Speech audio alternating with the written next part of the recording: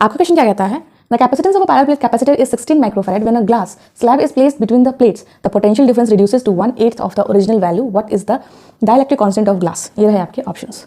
आप लोग को मालूम है जब हम चार्ज कैपेसिटर में डाइलेक्ट्रिक मटेरियल को इंसर्ट करते हैं तो हमारे charge, capacitance, voltage, electric field and energy में क्या चेंजेस आते हैं। परफेक्ट। चार्ज कैपेसिटर, इसको हम बोल सकते हैं या फिर बैटरी रिमूव्ड कंडीशन भी बोलते हैं, battery removed, and dielectric material उसमें हम इंसर्ट करते हैं, डाइलेक्ट्रिक मटेरियल इंसर्टेड। ठीक है, डाइलेक्ट्रिक इंसर्टेड कंडीशन। ये चार्ज कैपेसिटर और ये बैटरी रिमूव्ड सेमी कंडीशन है। कैसे? ये रहा हमारा एक कैपेसिटर जो कि इनिशियली अनचार्ज है, हम क्या करेंगे, इसको बैटरी की हेल्प से चार्ज कर देंगे। ये रही हमारी बैटरी। इस बैटरी की हेल्प से हमने इसको चार्ज किया तो अब इस पे आ गया, इस प्लेट पे आ गया पॉजिटिव चार्ज, इस प्लेट पे आ गया हमारा परफेक्ट नेगेटिव चार्ज। अब हम क्या करेंगे, इस बैटरी को रिमूव कर देंगे। ये रही हमारी बैटरी रिमूव हो गई। ठीक है, जब हम बैटरी रिमूव कर देते हैं तो हमारी क्या कांस्टेंट हो जाती है, परफेक्ट चार्ज। अगर हम बैटरी कनेक्टेड कंडीशन में रखते हैं तो क्या कांस्टेंट हो जाएगी, परफेक्ट पोटेंशियल हमारी कांस्टेंट हो जाती है। ये हमारी बैटरी रिमूव कंडीशन, जिसकी वजह से हमारा इस पे कैपेसिटर पे क्या कांस्टेंट हो गई है, दैट इज चार्ज कांस्टेंट हो गई है। अब कैपेसिटर कैसी हो गई है, बैटरी से हमने तो चार्ज कर दिया है, perfect, that is charge capacitor. तो charge capacitor battery remove condition both are same. ठीक है, ये रही हमारी कैपेसिटर। अब हमने क्या किया है, इसमें डाइलेक्ट्रिक मटेरियल को इंसर्ट कर दिया। डाइलेक्ट्रिक मटेरियल, जो दो पैरेलल जो प्लेट्स है हमारी कैपेसिटर की, उनके जो बीच की जो ये कंप्लीट स्पेस जो है इनिशियली एयर या वैक्यूम से फिल रहती है। अब हमने क्या किया, उस स्पेस को कंप्लीटली अब फिल कर दिया डाइलेक्ट्रिक मटेरियल से, जिसकी डाइलेक्ट्रिक कांस्टेंट की वैल्यू हम ले लेते हैं कि। क्लियर? अब ये बन गई ये वाली condition, that is charge capacitor और battery remove capacitor and dielectric inserted वाले। ठीक है, इस कंडीशन में हमें मालूम है कि चार्ज, कैपेसिटेंस सबकी वैल्यूज में क्या चेंजेस आएंगे इस डाइलेक्ट्रिक मटेरियल की वजह से। तो इनिशियली जब हमने कैपेसिटर को चार्ज कर दिया, इस पर हम चार्ज ले लेते हैं, दैट इज Q0, पोटेंशियल ले लेते हैं V0, यहाँ पे कैपेसिटेंस ले रहे हैं C0 एंड इलेक्ट्रिक फील्ड ले रहे हैं E0, एनर्जी ले रहे हैं U0। ठीक है, और इन वैल्यूज़ में क्या चेंजेस आएंगे यहाँ पे देखते हैं। चार्ज हमारी क्या होगी, परफेक्ट, जो इनिशियली थी वो फाइनली रहेगी क्योंकि वो तो कांस्टेंट रहती है बैटरी रिमूव कंडीशन में।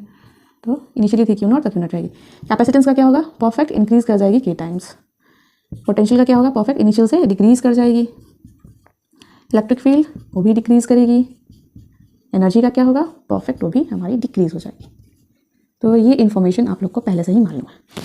इस कंडीशन में हमारे इन वैल्यूज़ में क्या चेंजेस आता है। क्लियर? हमें क्वेश्चन में यही कंडीशन गिवन है, बैटरी कनेक्टेड नहीं बोला है, मतलब कि बैटरी हमारी रिमूव कंडीशन है विच इज़ दिस, और हमें गिवन है that is glass slab which is a perfect dielectric material है। उसको हमने जब इंसर्ट कर दिया है पैरेलल प्लेट कैपेसिटर के बीच में, तो हमें पूछा है कि डाइलेक्ट्रिक कांस्टेंट की वैल्यू क्या होगी।